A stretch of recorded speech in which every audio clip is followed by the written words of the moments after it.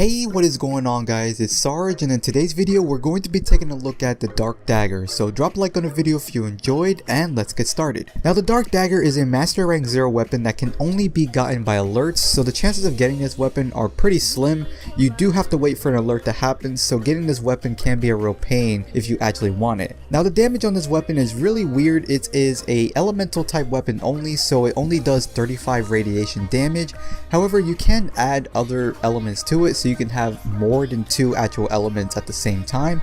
So you can have corrosive, radiation, and like cold damage, so you can have multiple types of elements all put together, so you can make really cool builds when it comes to different elemental types. However, this weapon does suffer a little bit with its multipliers of a 5% crit chance and a 1.5x multiplier, and only a 10% status, so even with the elementals, proccing this will be kind of annoying unless you actually put a lot of dual stat mods or anything that involves increasing your status chance. Now there is one quirky thing about this weapon that you have to know before actually modding this weapon, is the fact that the polarity for the stance does not match any of the stances for a dagger, so your first forma should always go to actually changing the polarity of your actual stance mod, since it doesn't match any of the actual stances at the given moment of time with this video. So changing that first is more important than adding any forma to any other part of this weapon. And speaking of that, my build for this weapon, I decided to go with a corrosive radiation build, and I also decided to add as much raw damage as I could with prime pressure point, spoiled strike, and adding even more damage with covert lethality if you actually do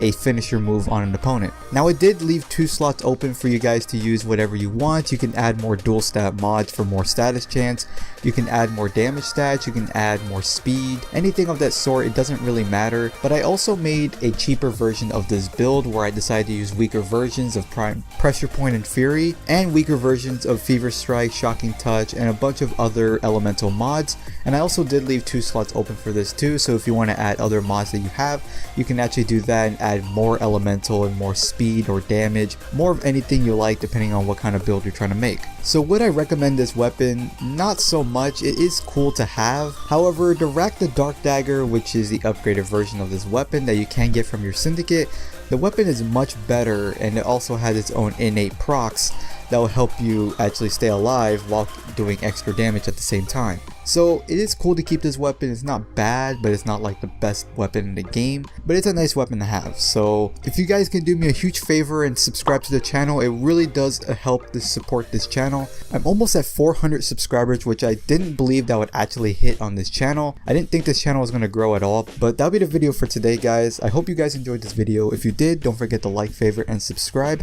and I'll see you guys in the next video. Peace out.